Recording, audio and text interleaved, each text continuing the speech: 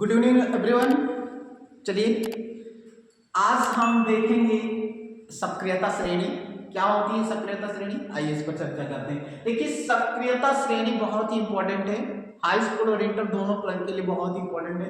देखिए सक्रियता श्रेणी में धातुओं को उनकी क्रियाशीलता के घटते क्रम में व्यवस्थित करने पर एक श्रेणी प्राप्त होती है और उस श्रेणी को हम सक्रियता श्रेणी करते हैं। धातुओं को उनके क्रियाशीलता के घटते क्रम में, अच्छा क्रियाशीलता को कैसे दिखाई दिया गया, तो वहां पर उनका जो है उनका जो अर्ध सेलों के साथ उनका जो पोटेंशियल निकाला गया है, उस पोटेंशियल के आधार पर एक श्रेणी बनाया गया है और उस श्रेणी को हम पढ़ते हैं ना, और उस श्रेणी को ही हम सक्रिय श्रेणी। इसमें ज्यादा सक्रिय धातुओं को ऊपर रखा जाता है और उससे कम सक्रिय धातुओं को नीचे रखा जाता है ना। तो देखिए सक्रियता श्रेणी मैंने बताया कि धातुओं को उनकी क्रियाशीलता के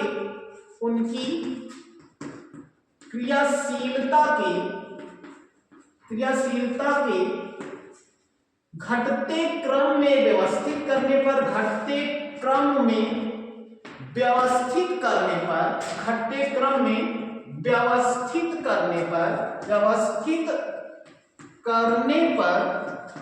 जो श्रेणी प्राप्त होती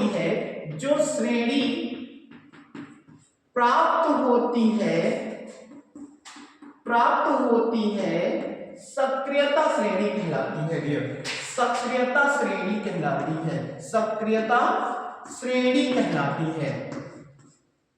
ना, सक्रियता श्रेणी कहलाती है। इस पर टिप्पणी पूछा जाता है डियर, कई बार पूछा गया है ना, तो ये चीज आप ध्यान रखिए। धातुओं को उनकी सक्रियता के घटते क्रम में व्यवस्थित करने पर जो श्रेणी प्राप्त होती है उसे हम सक्रियता श्रेणी कहते हैं। ओके, तो देखिए आपको मैंने बताया धातुओं के घटते क्रम में सक्रियता को, तो यहां पर सबसे पहले है लिथियम, उसके बाद पोटेशियम है ना,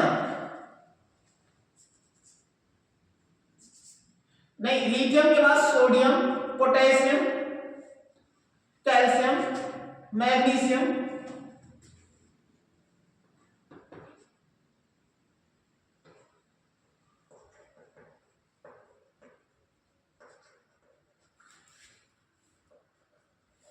और उसके बाद यहां पर हाइड्रोजन है, और हाइड्रोजन के बाद यहां पर आते हैं कॉपर, मरकरी, सिल्वर, गोल्ड, और गोल्ड के बाद आता है प्लेटिनम, है ना। तो ये चीजें धातुओं की ये घटता हुआ क्रम है, इनकी सक्रियता का घटता हुआ क्रम है। ये देखिए इसके बाद ये धातुएं आती हैं, ठीक है। तो आप देखिए एक मिनट, यहां पर धातु में जैसे lithium, sodium, potassium, calcium, magnesium, aluminium, zinc, iron, tin, lead, और उसके बाद हाइड्रोजन।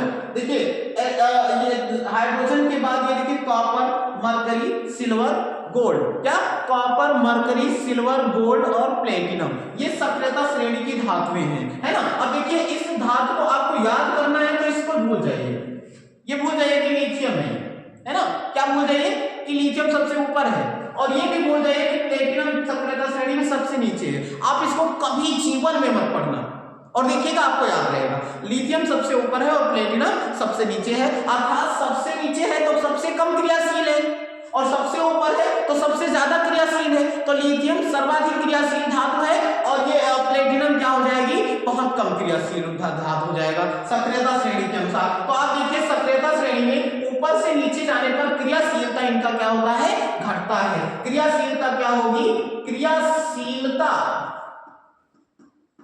घटती जाती है। ऐसा देखिए जैसे हाइड्रोजन की क्रियाशीलता, इसका पोटेंशियल जो है, इसका जो पोटेंशियल आएगा रिडक्शन पोटेंशियल वो 0.00 आएगा, है ना। तो इसकी क्रियाशीलता बिल्कुल 0 है और उसके बाद इनकी आती है, मतलब ये और ज्यादा कम क्रियाशील है ना।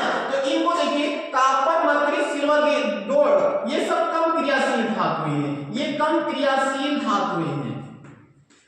क्रियाशील धातुएं हैं और इनमें से ये वाली जो धातुएं हैं ये अधिक क्रियाशील धातुएं हैं, है ना, ये मध्य की क्रियाशील धातुएं। तो आप देखिए ऊपर से नीचे जैसे जाएंगे तो क्रियाशीलता इनका क्या होगा, घटता जाता है। तो अच्छा इनको याद करने के लिए मैंने बताया इसको भूल जाओ, ऊपर वाले तत्व को भूल जाओ और नीचे वाले को भूल जाओ। ऊपर लिथियम है, नीचे प्लेटिनम है ना, और यानी लिथियम सबसे ज्यादा क्रियाशील है और प्लेटिनम सबसे कम क्रियाशील है। मैंने कहा इसको कैसे याद रखेंगे।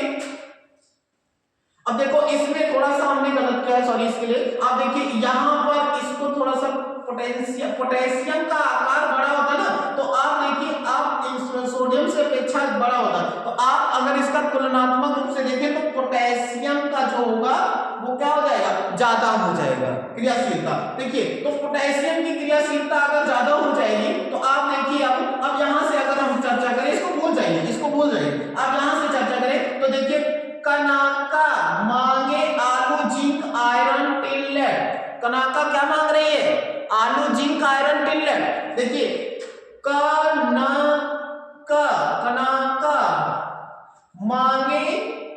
मांगे मतलब मैग्नीशियम, आलू जिंक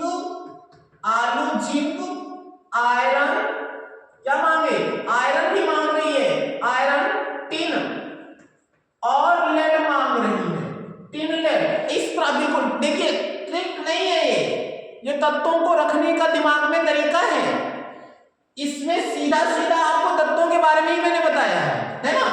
कनाका मांगे आलू जिंक आयरन टिन लेड, ये देखिए एक श्रेणी मिल रही है आपको। कनाका मांगे, कनाका का फॉर पोटेशियम, ना फॉर सोडियम, का फॉर कैल्शियम, मांगे फॉर मैग्नीशियम, आलू मतलब एल्यूमिनियम डियर है ना, जिंक Zn, आप देखिए iron Fe, tin Sn, lead Pb और हाइड्रोजन का तो शून्य होता है। अब इसके बाद क्या है, कॉपर मरकरी सिल्वर गोल्ड, इसको ऐसे ही याद रखिए, बिल्कुल ऐसे ही है ना। कनाका मांगे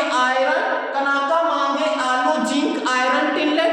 देखिए एक बार ध्यान से पढ़ोगे ना पूरा याद हो जाएगा। कनाका मांगे आलू जिंक आयरन टिन लेड और उसके बाद हाइड्रोजन, और हाइड्रोजन के बाद कॉपर मरकरी सिल्वर गोल्ड। कौन मरकरी, कॉपर मरकरी और सिल्वर गोल्ड, ठीक है। तो ये चीज आपको ध्यान रखना है, तो एक सक्रियता श्रेणी आपको प्राप्त हो जाएगी। अब इस सक्रियता श्रेणी का महत्व क्या है, तो विस्थापन क्रियाओं में ज्यादा सक्रिय धातु कम क्रियाशील धातुओं को क्या करती है, विस्थापित करती है। जैसे मैंने लिख दिया कहीं पे कि कॉपर सल्फेट है, इसकी अभिक्रिया हम कराते हैं जिंक धातु के साथ कराते हैं। तो देखिए जिंक ज्यादा सक्रिय धातु है कॉपर से। देखिए कि कॉपर यहाँ पर है और जिंक कहाँ पे है, यहाँ पर है, तो जिंक ज्यादा सक्रिय है किससे, कॉपर से, क्योंकि ये जिंक ऊपर है तो ये ज्यादा सक्रिय है। तो ये ज्यादा सक्रिय धातु है तो कॉपर को उसके स्थान से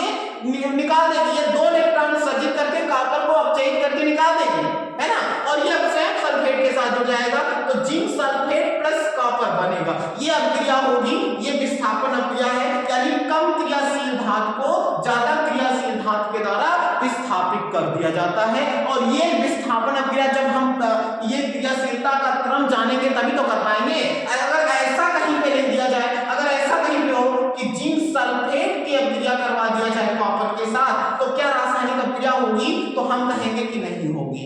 क्यों नहीं होगी, क्योंकि जिंक ज्यादा क्रियाशील धातु है कॉपर की तुलना में। इस कॉपर के इलेक्ट्रॉन को ये ग्रहण नहीं करेगा, इस कॉपर के इलेक्ट्रॉन को ग्रहण नहीं करेगा, स्वयं ज्यादा क्रियाशील है, स्वयं इलेक्ट्रॉन सर्जित कर सकता है, ये आयनिक अवस्था में ही होगा, है कि नहीं, इसलिए ये अभिक्रिया नहीं होगी डियर। ये चीज ध्यान रखिएगा, कॉपर की तुलना में जिंक ज्यादा क्रियाशील धातु है, इसलिए जिंक को कॉपर उसके स्थान से विस्थापित नहीं कर पाएगी, अर्थात यहां पर विस्थापन अभिक्रिया नहीं होगी, ठीक है। तो ऐसे यहाँ पे विस्थापन अभिक्रियाओं में इसका हम प्रयोग करते हैं। यहाँ से हम इसका रिडक्स, ये देखिए अर्ध सेल में भी इसका प्रयोग करते हैं और वहां पर हम इसको देखते हैं वहां पे, ठीक है। तो आपको ये चीज मैंने बताया बहुत ही इंपॉर्टेंट है, आप इसको माइंड में रखिएगा। सक्रियता श्रेणी धातुओं को उनकी क्रियाशीलता के घटते क्रम में व्यवस्थित करने पर जो श्रेणी प्राप्त हुई उसे हम सक्रियता श्रेणी कहते हैं। इस सक्रियता श्रेणी को मैंने कहा कनाका मांगे आलू जिंक आयरन टिन लेड, और उसके बाद ये क्या है, हाइड्रोजन है, और उसके बाद कॉपर मरकरी सिल्वर गोल्ड। ये चीज आपको ध्यान रखना है। गोल्ड के बाद प्लेटिनम धातु को याद रखना है, ये इंपॉर्टेंट है। अगर इतना माइंड में रखोगे तो बहुत जरूरी है, ठीक है, ये बहुत इंपॉर्टेंट है, ठीक है, ठीक।